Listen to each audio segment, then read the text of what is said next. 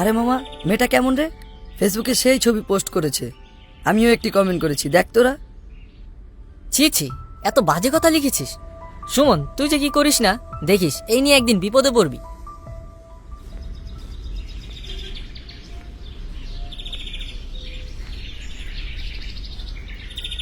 আরে মামা দেখ দেখ, ভর দুপুরে কঙ্কাল হেঁটে আসছে। আরে ভাই, এত ফু দিলেই বাতাসে উড়ে যাবে। রোহান, দেখ তো ছেলেটাকে চেনা চেনা লাগছে না? আরে চিনলি না? এ তো আমাদের স্কুলের বন্ধু রাজু। কিন্তু ওর এই অবস্থা কেন?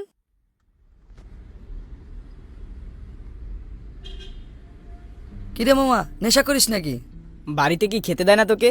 তোর শরীরের এই অবস্থা কেন? আচ্ছা, তোরা আড্ডা দে, আমি আসি। আরে কই যাচ্ছিস? দাঁড়া, কি হয়েছে বলবি তো? না বলেই চলে যাচ্ছিস। রাজু শোন, তোর কি শরীর খারাপ? হ্যাঁ রে, আমি সেই যে ডেঙ্গু রোগে আক্রান্ত হলাম, তারপর থেকে শরীর ঠিকই হচ্ছে না। তাই হয়তো কঙ্কালের মতো শুকিয়ে গেছি।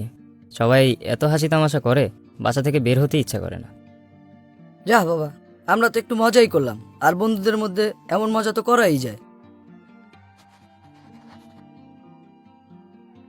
তোরা এতক্ষণ যে আড্ডা মারছিস, তার মধ্যে দুটি মারাত্মক অন্যায় কাজ করেছিস। তাই নাকি? আমরা কি এমন করলাম? আমরা তো মজা করছি। এই হাসি মজার ছলে তোরা একটি মেয়ের সম্বন্ধে তার ফেসবুকে যে বাজে কমেন্ট করেছিস, তাকে সাইবার বুলিং বলে। মেয়েটি চাইলে তোর ব্যাপারে অভিযোগ করতে পারে। সাইবার বুলিংয়ের বিরুদ্ধে আইনে কঠিন শাস্তির বিধান রয়েছে। আচ্ছা আচ্ছা, বুঝেছি। সুমন না হয় একটি খারাপ কাজ করেছে।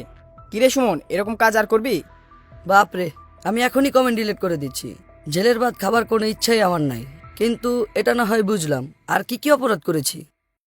রাজু, তোকে নিয়ে ওরা এই যে সব সময় হাসি মজা করে, তোর কেমন লাগে?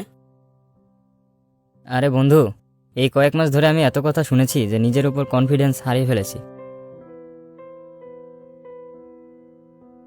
এখন বুঝলি, এটা আর মজা নেই, এটা বুলিংয়ের পর্যায়ে চলে গেছে। ঠিক বলেছিস। তোরা কি জানিস, বন্ধুরা মাঝে মাঝেই এইরকম বুলিংয়ের মাধ্যমে তাদেরই বন্ধুর কত বড় ক্ষতি করতে পারে। অনেকে সহ্য না করতে পেরে আত্মহননের পথ বেছে নেয়। বন্ধু, আমি আসলে বুঝিনি আমার কথাগুলো তোকে এত কষ্ট দিতে পারে। হ্যাঁ রে, সত্যিই তো। আমাদের আরো সচেতন হওয়া উচিত ছিল। এতদিন না জেনে এরকম কত বুলিং করেছি, আজকে তোদের সামনে প্রতিজ্ঞা করছি আর কখনো এরকম করব না। আর যদি কেউ বুলিং করে, তাকে বুঝাবো। আর রাজু, সরি রে, আর হবে না। আরে ধুর, তোরা বুঝেছিস, এটাই অনেক।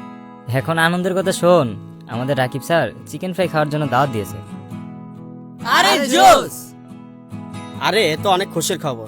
চল চল, ক্লাসের সময় হয়ে গেল। বুলিংয়ের ব্যাপারে হব সোচ্চার, এই হোক আমাদের অঙ্গীকার। আয়োজনে রাইট হেয়ার রাইট নাও প্রকল্প, নাগরিক উদ্যোগ।